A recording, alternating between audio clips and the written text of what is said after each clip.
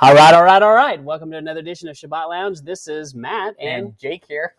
And we want to remind you of a couple of things. First off, we want to say thank you for stopping by. And tuning in and giving us your valuable time. And I wanted to show you we have something new. It's actually something old, something borrowed.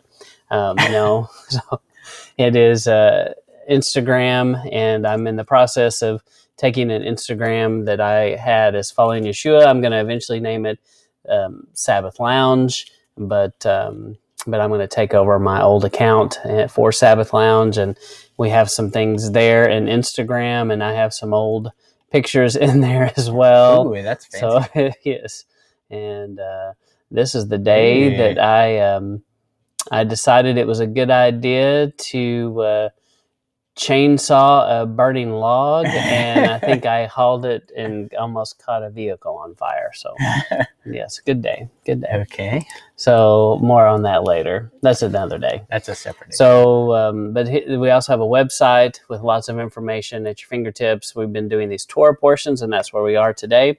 And if you click here, you will find these Torah portions are just a click away. So the weekly Torah portions all go here. And you can actually have access to seeing these slides if that's a benefit to you. We encourage you to share them, to use them, to steal any content you find there. This is really in a Torah approved manner. Yes. So, but anyway, we're going to talk to you today about another Torah portion. And so, Jake, what are we doing? I don't know. We're starting in the middle somehow. Oh, okay. So maybe we should start at the beginning. Hey, that's how it works. So this is Vayeshev, which means Andy dwelt. And not Andy. I was going to ask, who's Andy? Dwelt. So you have been asked who Andy was? Who's Andy? Who is Andy? So you go to Genesis 37 to 40... verse 23 to find out who Andy was. Yes, who Andy was. All right. So, and you see this famous painting, portrait of this. You know, as a kid, I didn't understand. I thought, wow, those guys are really there. And then later in life, I was like, oh, wait a minute. They posed these actors later and paid these people money. Mm-hmm. So anyway, I lived a sheltered life. Maybe not. So we see this comparison pretty early between Joseph and Yeshua, and that's kind of the main thrust of what we're going to talk about. And so what is this Torah portion about? Like generally about, I would say it's the beginning of the life of Joseph, and Joseph occupies a big section of Torah. In fact, one of the biggest sections of Torah is about Joseph, and this is the beginning of his life, kind of story. Yeah.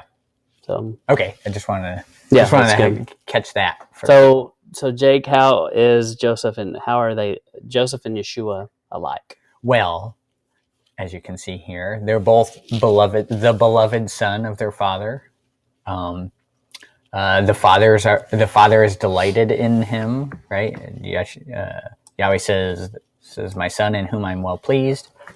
And they're the apple of their father's eye, right? Yeah, exactly. So, or the almond of their father's eye. Oh, very good. Yeah. And so we found a lot of different comparisons, and one of them is they both foretell that one day they're going to rule.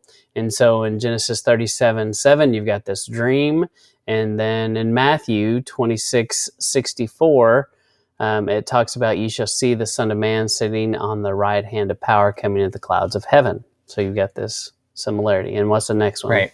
So then the next one is being accused of being a dreamer. Those dreamers with their heads in the clouds, right? So Joseph, right, is telling them about his dream, and the brothers are like, and they said to one another, behold, this dreamer comes. So he's like been accused of just being a dreamer. And then in Mark 3:21b, they said he is beside himself. And this is Yeshua has said something to them, and now they're they're like, "What's this guy is crazy? His head's in the clouds." So that one may not be exactly the same, but maybe it's close, but it's not maybe the exact same term. Yeah. And one thing that I wanted to point out here, just because it's with the talking about the sheaves and the dreams and stuff like that and the visions, is a lot of times I see. So what's the common understanding of Acts 10 and Peter's vision? That all foods are clean. Right, because the vision is that there's a sheet held by the four corners with all the animals in it, and Yahweh says, "Take and eat." Peter says, "Not so." We all know the story of Peter's vision. You can go read it. But that's always taken to mean, oh, see, they have all these unclean animals, and so he says, "Go and eat."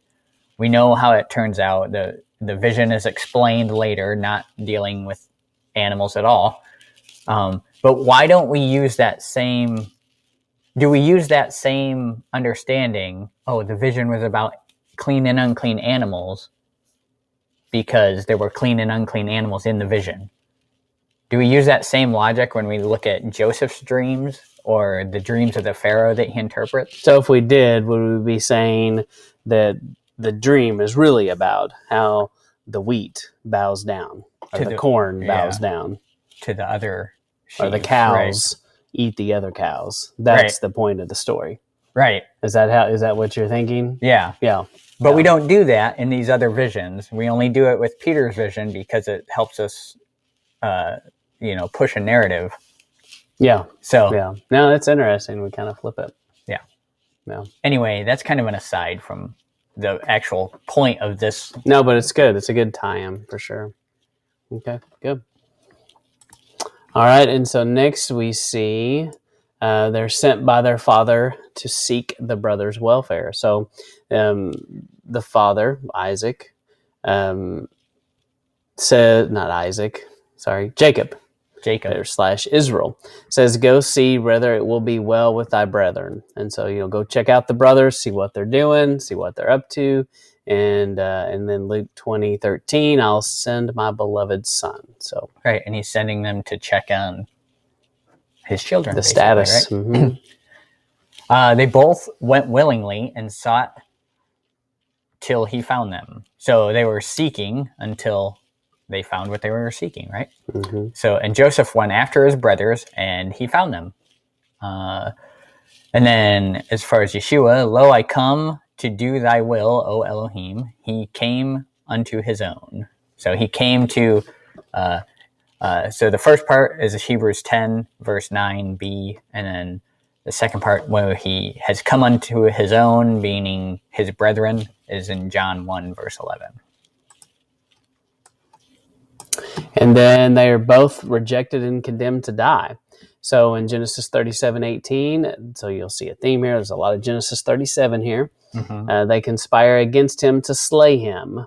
And then over in Luke and 19:14 and 23:21, "We will not have this man to reign over us. But they cried, saying, Crucify him, crucify him." Right, the rejection and condemnation. Then they were both stripped of their clothes.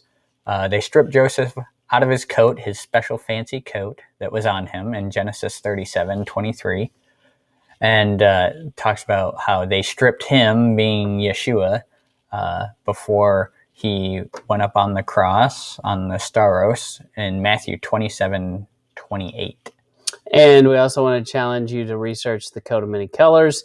It may not have been the coat of many colors, as Dolly Parton once sang. Yeah. If you know that song. It's a strange translation to call it. But in the Hebrew, it doesn't really say that. And so Latin and English came along and translated it a little bit different, but in the Hebrew, it doesn't really say that necessarily. So, but it definitely stuck. And if you ask people about this, that's what they remember and that's what they know, because it makes a good flannel graph story. We've got the little Joseph, and and a musical. Yes, it makes a good musical. Mm-hmm. Yeah. So they're thrown into a pit, alone and forsaken, and they took him and cast him into a pit in Genesis 37:24. And then in Matthew 12, we do know that Yeshua was in the grave for 3 days and 3 nights in the heart of the earth. Right. So So you've got a lot of interesting comparisons between the two. And then your turn. Yep. So both were sold for silver into the hands of the Gentiles. So they sold Joseph to the Ishmaelites 20 pieces of silver, and they brought Joseph into Egypt from Genesis 37:28, which is greater than Genesis 37:28b. Oops. I don't know, not really understanding that. No. So Genesis 37:28 talks about that. And then, of course, Judas. Right, they bargained with Judas for the 30 pieces of silver in Matthew 26. And Judas has another connection like Judah. The Jews, duh. Yeah. Mm-hmm. And raised from a pit. And they drew and lifted Joseph up out of the pit in 37:28. And also in Psalms, mentioned Psalms 40 talks about being lifted out of the pit, out of the mud and mire. Mm-hmm. And then I don't know that because of YouTube, by the way. For all the U2 fans out there, which I'm sure that you're tuning into this because you're a U2 fan. Right. No. Yeah, I thought you were saying YouTube. I was like, well, of course we've all learned everything that we know from YouTube. Yeah. That's right. Lord. No. And so, and then 1 Corinthians 15:4, he rose again on the third day according to the scriptures. So this idea of rising from the pit, and nothing like the Batman character that crawls out of the pit. Nothing like that. So what was that? Batman something? I don't know. Dark Knight Rises. Yeah. I don't know where it was rising to, but it took him 3 hours to do it. All right. Little shout out to Pittsburgh Dad. So became a servant. So Joseph was brought down to Egypt, and he was in the house of his master, the Egyptian. Right. So, and we know that he served the Potiphar, and he served the Pharaoh, and was the right-hand man and everything. Did he play tennis? Yes. Okay. In Genesis 39, 1-2 is the tennis chapter. Yes. And then as far as Yeshua, I am among you as he that serves, right? And Luke 22:27, and he took upon him the form of a servant. And that's Philemon 2:7. So that's talking about the coming of Messiah, when who he will be. He will be someone that acts as a servant. And also, he talks about being a servant at the Last Supper, as it's called, right? Mm-hmm. Washing of the feet and everything. Yeah. So everything he does and everything he did prospered. And the Lord made sure that all that he did prospered in his hand. Genesis 39:3b.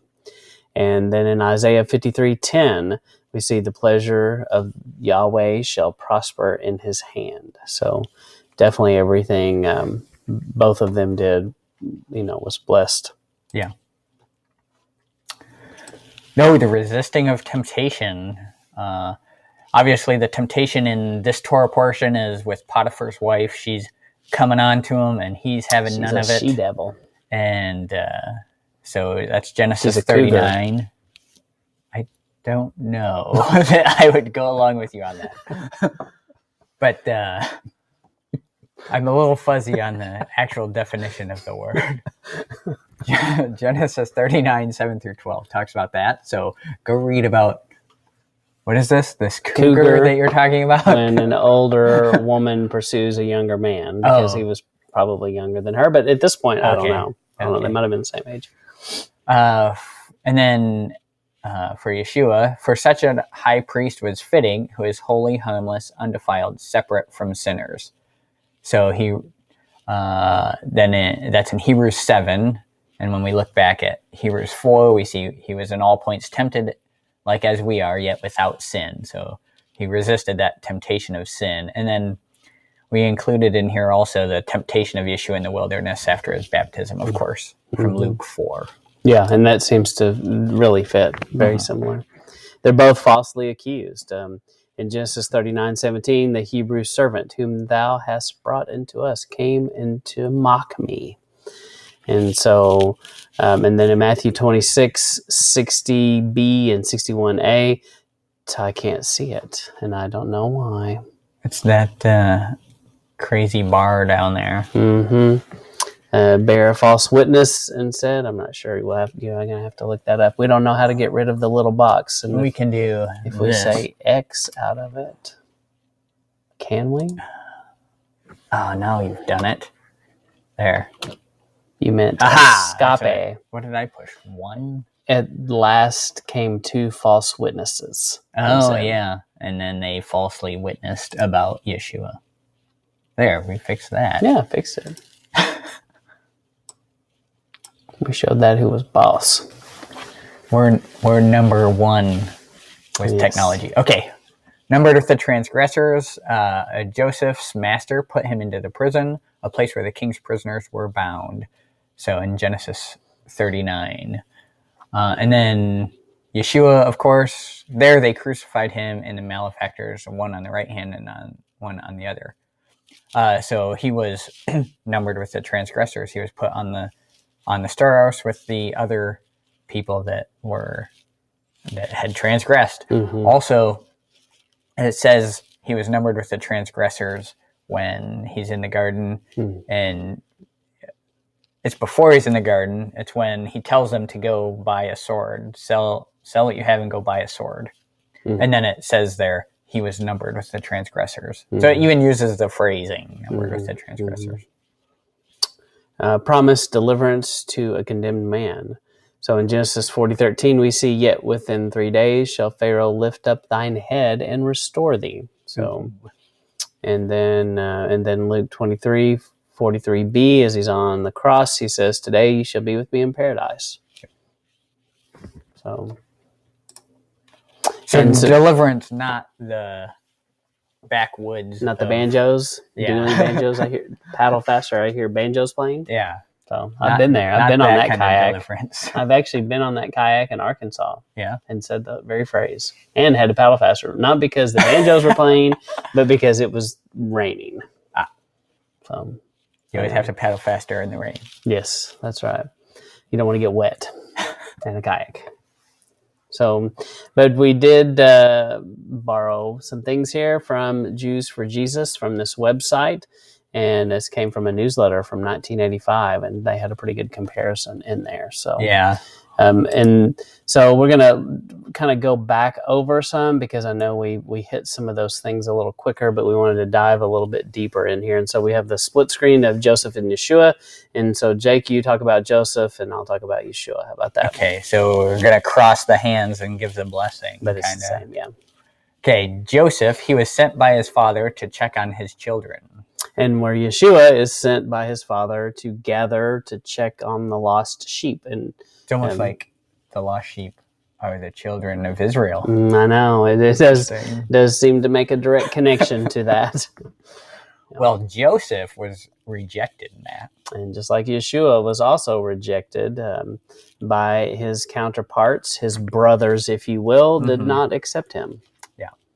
And well, Joseph, he went away to prepare a place. How does Joseph go to prepare a place?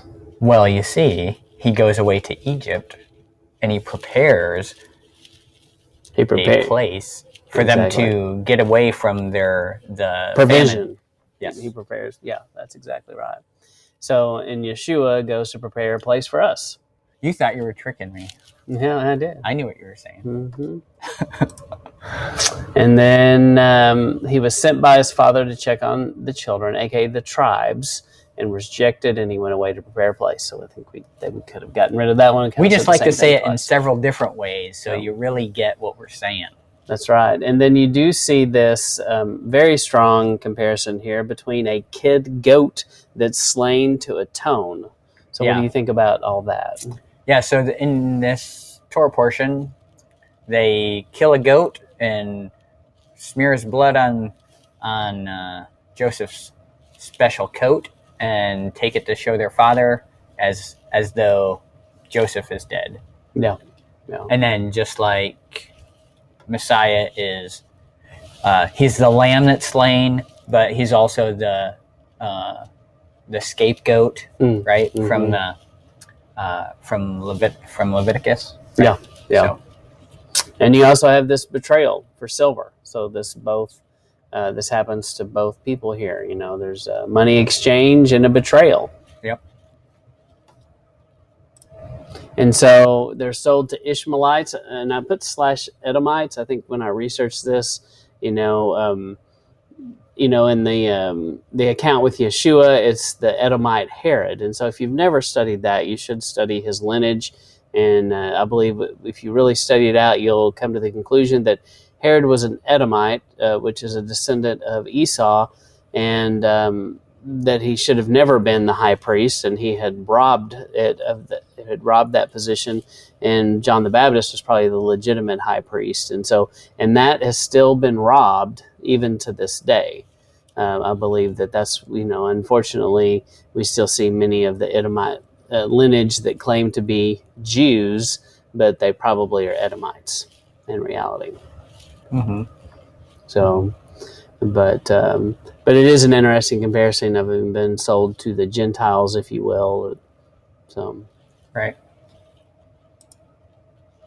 And I think that pretty much sums up. So, the talking Torah for Vayeshev, and he dwelt, for Genesis 37 through 40, verse 23.